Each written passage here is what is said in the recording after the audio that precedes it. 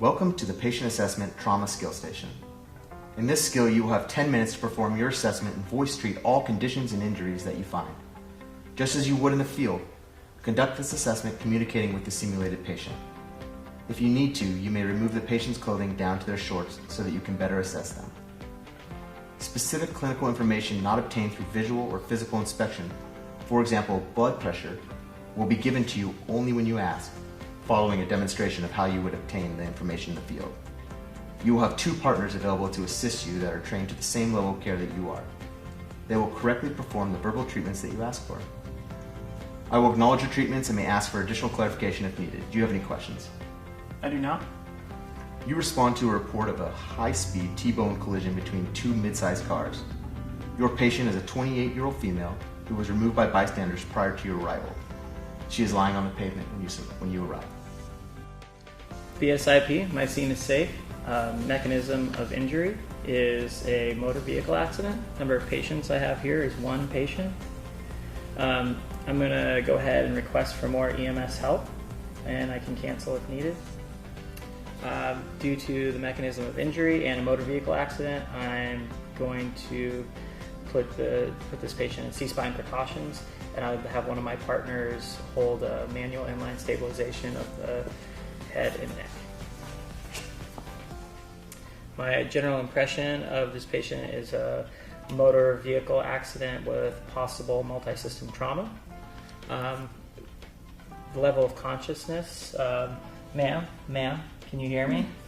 Okay, so response to pain. And so chief complaint would be possible multi-system trauma. I'm going to go down ABCs. So airway, I'm going to look, listen, feel. Do I see any secretions or obstructions in her airway? No secretions, her airway is open. All right, so her airway is patent. Breathing, I'm going to visually look at the chest rise and fall, but I'm also going to listen to breath sounds.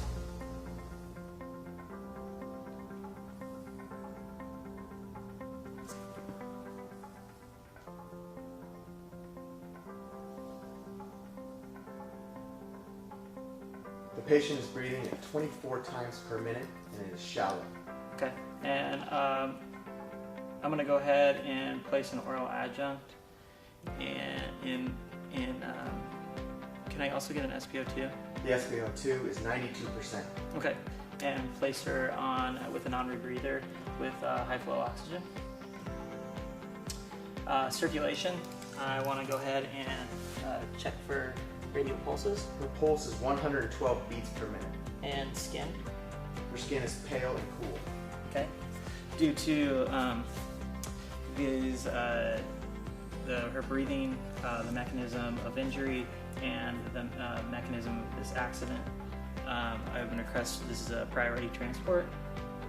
I want to get a full set of vital signs. I would assign one of my partners to get a blood pressure, breaths per minute, get a pulse again, and also get SpO2. The blood pressure is 92/64. Her pulse is 112 beats per minute.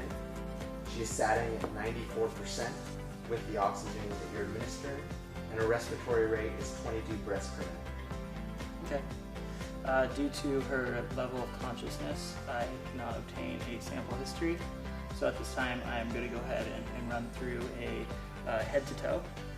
While doing that head to toe, I'll also expose my patient and check for any possible injuries. So I'm going to start here, the forehead, checking the skull, check around the back of the head. Do I feel anything or see any abnormalities?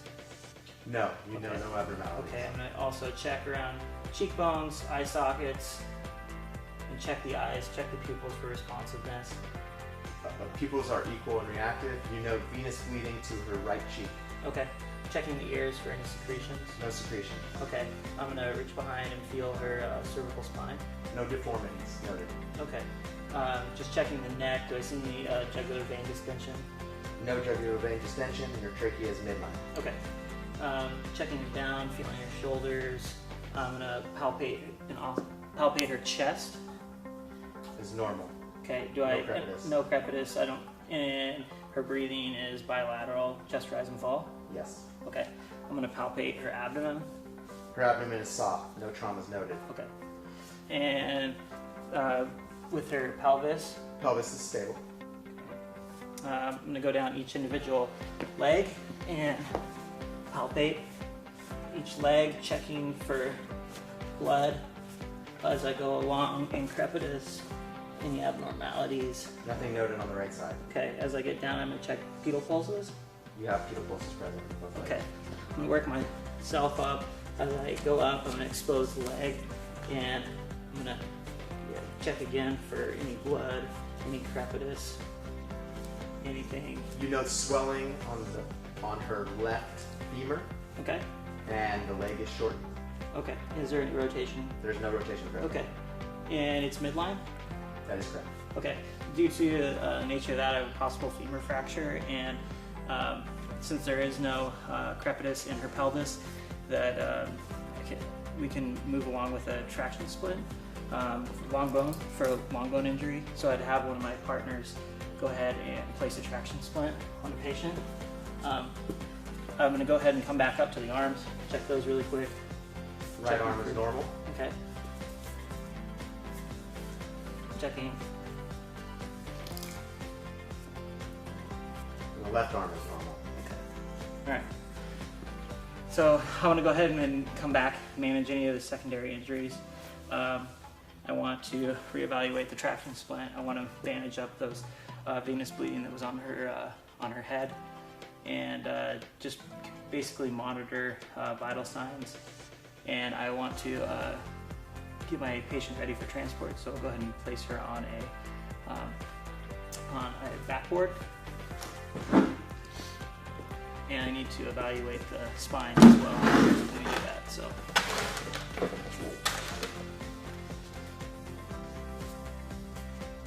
we're going to go ahead and roll her towards myself.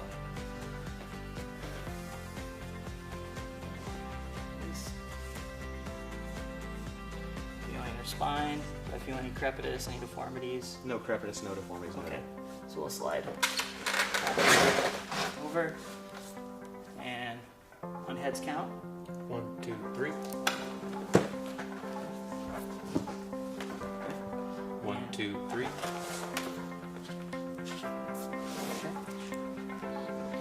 And so got her on the backboard. We want to reassess CMS once we get her all packaged up, and reassess vitals.